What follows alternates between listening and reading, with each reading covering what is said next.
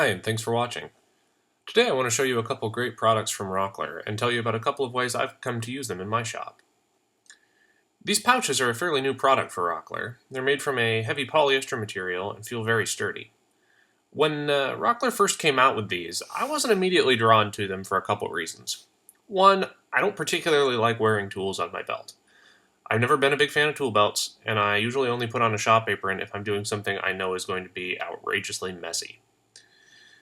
Beyond that, I had some trouble picturing how these would really fit for me. I have a rolling tool chest where my smaller tools live, and since I don't spend time on job sites, most of the tools and materials I need are fairly close at any given time.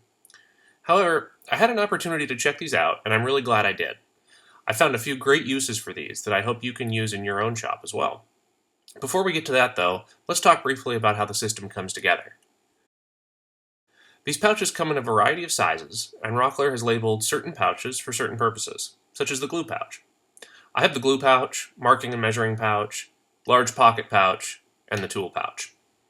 The system also has some metal rails that the pouches clip on, and the tool pouch includes one 8-inch rail with it. The rails come with a pair of screws, so installing those is a snap. For mine, I set up a 16-inch and an 8-inch rail above my assembly bench as a sort of home base. Let's take a quick look at what I have in my pouches so far. First, the glue pouch.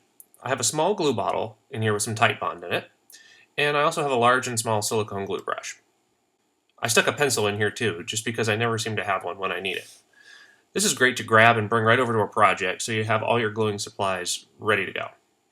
I use this a lot when I'm using my Festool domino. I have the pencil in here to mark the locations if I need to, then everything I need to glue up the dominoes. The marking and measuring pouch solved a little problem for me. There are two things I never seem to be able to find in my shop, regardless of how many of them I actually have, and those are a pencil and a tape measure. I have both in this pouch, as well as a Sharpie and a small pad of paper. I still have other tape measures around the shop, but this one lives on the pouch now, so I know I always have this full set ready for any marking and measuring I need to do. I included a flashlight in this pouch too, which can come in handy if I'm trying to measure inside a project or a drawer box or something like that. This is the large pocket pouch, and Rockler's stock photo of this one shows it being used to hold screws while you work with a cordless driver. That would be a fantastic use for it. I don't often find the need to do that, personally. For me, this was the perfect size for remotes to my ceiling mount air cleaner and my central dust collector. I also stuck something to write with in here because, well, why not? Finally, we have the large tool pouch. I have a good amount of stuff in here, but there's still a lot of extra room I haven't filled yet. I have a small old chisel in here that I don't worry much about. I use it for scraping dried glue and other tasks that I wouldn't want to use a good chisel for. I have a driver handle and the associated bit set as well, and another writing implement, of course.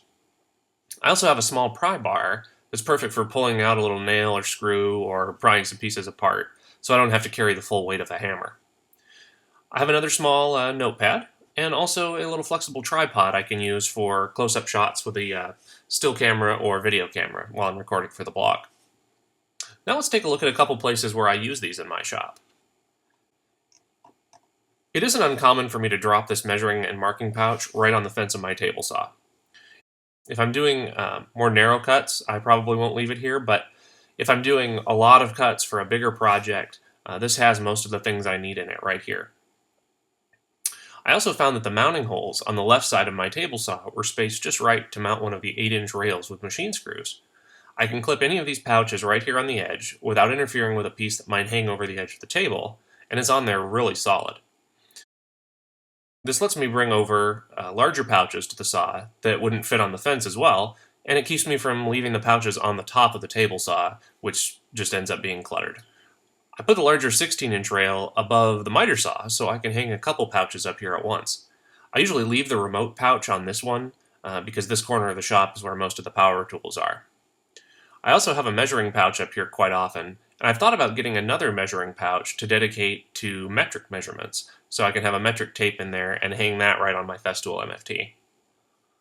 Last but not least, I put one right on the edge of the workbench, which is great for the measuring pouch. I find myself hanging that one here the most. Give these a look if you haven't already. If you aren't into wearing a tool belt like I'm not, these clip rails are a great way to keep the pouches handy without being attached to you. I've really come to appreciate the convenience and organization that having pouches dedicated to specific purposes has given me.